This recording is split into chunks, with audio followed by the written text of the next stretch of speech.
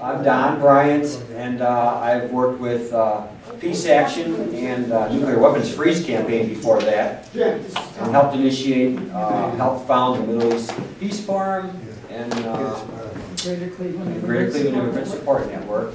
And I've been to Palestine twice and some of the No, other we've been more than that. Middle Eastern nations, just twice. Gaza once, and in '09, and West Bank. But we were on the Rafah border with the camp, you know, the camp. So that's me. You're next, Kathy. Kathy Pottergill, haven't been active of late, but Palestine is a cause I care very much about. I helped Don co-found the Greater Cleveland Immigrant Support Network, and I really think we have our work cut out since the guys who supposedly did the bombing are immigrants. That's just awful. The blowback is going to be awful. I agree. So, Well, there's a quick answer to that, but we'll go on. well, no, go ahead. Well, I'm sorry, the quick answer is, that's why we want immigration reform, is to bring people out of the shadows so he knows who's here. Exactly, but it won't work that way with these guys, I don't think. Well, we have to push. Let's go around. Oh, We're they were saying who like- we are. The younger one was like 8 when he came here. Yeah, so they're really Americans. He was a citizen, the young one. The older one was about to become. So we want to keep going around and see. I'd just like to know who all y'all are. So. Tom, you want to say hi? Hi, everybody. Tom Salem. My wife will be here in a minute. Tom's been to the Middle East and was upset with what he I've said. been a couple of times. Yeah, He's got a family there. What's your last name? Salem, S-A-L-E-M. Salem. your wife Liberty. teaches at Tri-C? Yeah, she historian. Yeah. She's graduated. You related to Freddie? Freddie Salem? Yeah. My brother. Yeah. Freddie and I worked together for years. Yeah. We don't get along too well. Well, I just saw him downtown. Did you get this crew No, we here? haven't. We haven't really. We're over here now. Great guitar player. My name is Susan Davis. I sort of became politicized when I married my second husband, which was 43 years ago. He now has, I always have a hard time saying that, Alzheimer's disease, and so he can't be politically active anymore. But since he's living in an Alzheimer's unit, I'm more free to go to meetings and stuff. I was very, very active earlier in gay rights. We have a gay child, and I was very active in that. And then my husband became progressively ill, and I became progressively old, and I don't want to go to night meetings. So. But I've been seeing this happening on my computer, and as I used to teach at Case, I am a member. Most of my money is in TIAA craft, and so I'd like to educate myself more about this whole thing. I have been unhappy with the Israeli government. I am by no means anti-Semitic. I'm married to an atheist Jew. My sister married a Reformed Jew, and I have 5 Jewish nieces and nephews in the West. So, unfortunately, not unfortunately, it's a very good luncheon group I belong to, and most of them are Jewish. And I can't talk about this there. Fine, So, I want to find out more. Let's go quick because we're going to Yes, start pretty right. soon. Thank you for that introduction, that's wonderful. How far? Did you get to say hi? I'm Jean Cross. And That's I just fine. came to learn. I'm going to introduce Stuart. If Stuart doesn't introduce himself and Val. Hi, I'm Stuart Robinson. I'm with, a number of groups. I came to Cleveland in the late 50s. I taught at Cleveland State Case and in Jewish Voice for Peace, Peace Action, Women Speak Out for Peace and Justice, and Stop Targeting Ohio Poor, number one. Valerie Robinson, Stop Targeting Ohio's Poor. Eileen Hamilton, I'm a member of the Unitarian Universalist Society of Cleveland and Cleveland Peace Action. And I became interested in Palestine when Fawaz Damra, who was later deported, started the iftar, inviting non-Muslims to the iftar dinners at the Muslim Center center of Greater Cleveland and Carmel, and that's how I became interested in the Israeli-Palestinian issue. And also my daughter went to Palestine. I believe Nora Malone knows Mr. Gregg. Yeah. Yeah, and that also clinched my interest in this subject. Don was deported from the mosque. I don't know if you know this story. Jewish, That's one of the big issues in Cleveland. Michael? Michael Patterson, I'm here because I'm sympathetic to what's being talked about, and I've always had an interest in peace issues. And I think it's great that you people from Oberlin came here to Cleveland to see this. And he's represented Dennis Kucinich for a number of years. One of the hardest working people in show business. Sorry. Could I have the name again? Michael Patterson. Okay, thank you. And my name is Peggy Kasserek, and I'll just leave it at that. And I'm Peggy here. comes That almost- means She comes to every protest in the snow. not quite. Oh, Felisa Anthony.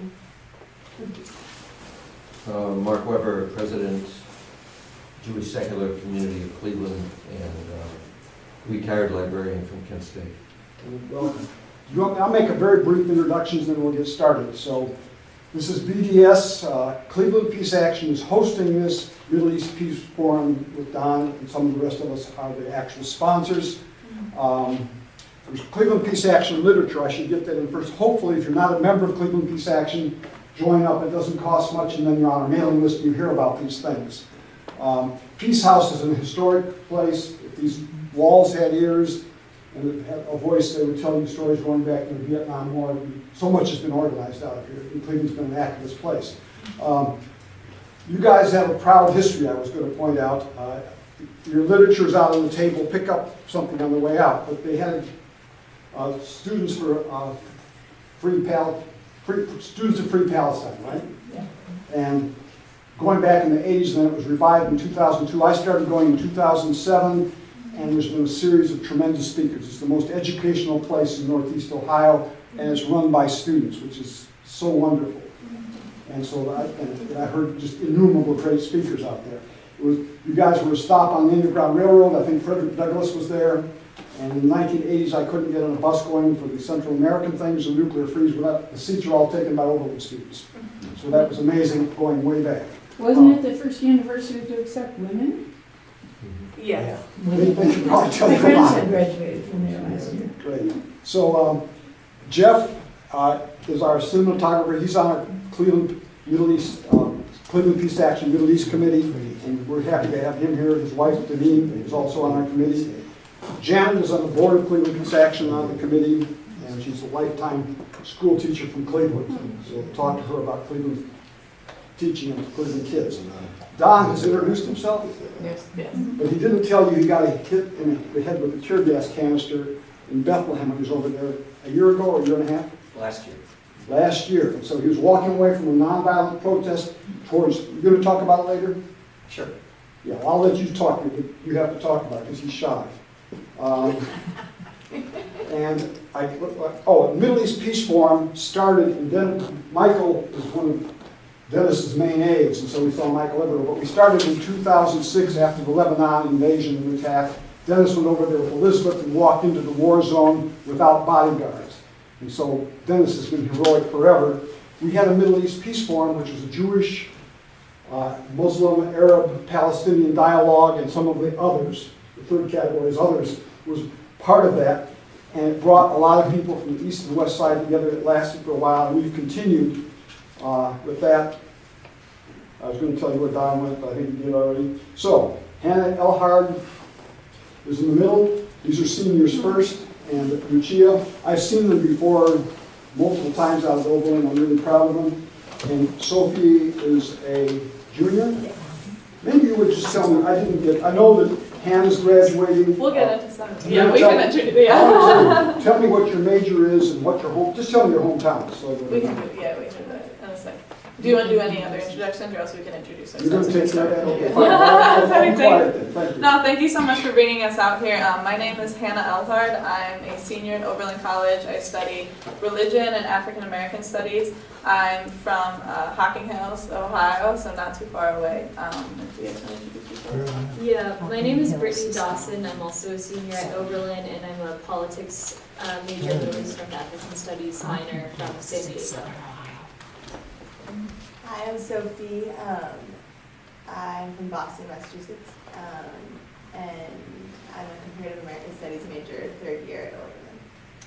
Great, and yeah, so what we're gonna do today, I would really love to mostly have a discussion with you all, but we'll give you like our brief presentation. We'll tell you like who our organization is, like why we're here, and a bit about the BDS, Boycott, Divestment and Sanctions movement. Our organization has recently launched a divestment campaign, which is the like miniature thing that some of you have, and we can pass these around if you don't already have them. Yeah, I'll take these around. Thank you.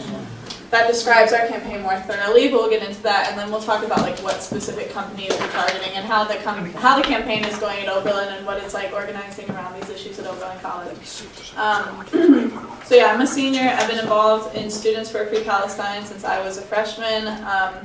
Our organization, as Kim already pointed out, was started in the 1980s. It started around the first Intifada, and then lasted until 1998. It became like, I guess dormant is the right word, wasn't really organizing for about 4 years. But then after the second Intifada began again in 2002 and has been operating ever since. We're primarily an educational organization. We bring a lot of speakers to campus, as Kim already said. We also bring like more like fun events like artists or like music groups or whatever from the region. And yeah, we can get into more of that later. But we won't, I'm sure there's like a varying amount of knowledge about Israel and Palestine and the conflict in the room, and we don't really have the time to like go into that thoroughly. But also up here we have a very brief, abbreviated history of like the region and the conflict if you want to take it with you or look at it now. It's pretty so please take that with you if you'd like to look at it. But then Brittany's going to talk to us a bit about like what is the Boycott, Divestment, and Sanctions movement. So our divestment campaign is part of the international boycott, divestment, and sanctions movement. In 2005, Palestinian civil society organizations called for a global response to Israel's policies of colonization, racial discrimination, ethnic cleansing, and military occupation. So kind of modeled after South Africa's movement, the boycott, divestment, sanctions movement is a nonviolent, rights-based resistance tactic, which is used to hold Israel accountable to its violation of international law. And then the BDS movement as a whole represents the three different sections of Palestinian people, so refugees, those living in the West Bank and Gaza, and then Palestinian citizens of Israel. And the call for BDS has three different parts. The first part is ending its occupation and Israel to end its occupation and colonization of all Arab lands occupied in June 1967 and to dismantle the wall. For Israel to recognize the fundamental rights of the Arab Palestinian citizens of Israel to full equality, and for Israel to respect, protect, and promote the rights of Palestinian refugees to return to their homes and properties as stipulated in UN Resolution 194, which is also known as the right to return. So the first part of the BDS movement, boycott, is basically a product and company boycott of companies that profit from the violation of Palestinian rights. The types of boycott, there are a few different types. So consumer boycott is something that you can do more as an individual, so not buying products that are made in a way that profit off of the occupation. But then there's also an academic and cultural boycott, which is a little bit different. So that part of the BDS call is calling upon academics and artists as the international community to not speak at Israeli universities if you're an academic, or if you're like a big name performer, to not perform in Israel. And then the sanctions part of the call is more of a call upon international governmental institutions or nations to put diplomatic and economic sanctions on Israel. That hasn't really had as much of a Traction. but because that's obviously a lot more contentious than calling for consumer boycott. Boy, that'd be a long time. Yeah, but that's the sanctioned part of the BDS movement. And then the final part, divestment, is the campaign that we're working on. So divestment targets corporations complicit in the violation of Palestinian rights by ensuring that investments in pension funds don't finance those companies. So divestment is used as a tactic to really raise awareness about Israel's oppressive policies. And it also is a way of encouraging companies to pressure Israel to end its systematic denial of Palestinian rights. So that's, SFP is right now running a divestment campaign. So what that entails is calling upon the college and the board of trustees to either divest from companies that profit from the occupation, or to not make investments in the future in those sorts of companies. Oberlin has investments currently? Well, I'll talk about that in a second. Yeah, so can I? So that's an overview of the international call for boycott, divestment, and sanctions. That is very clear. Yeah.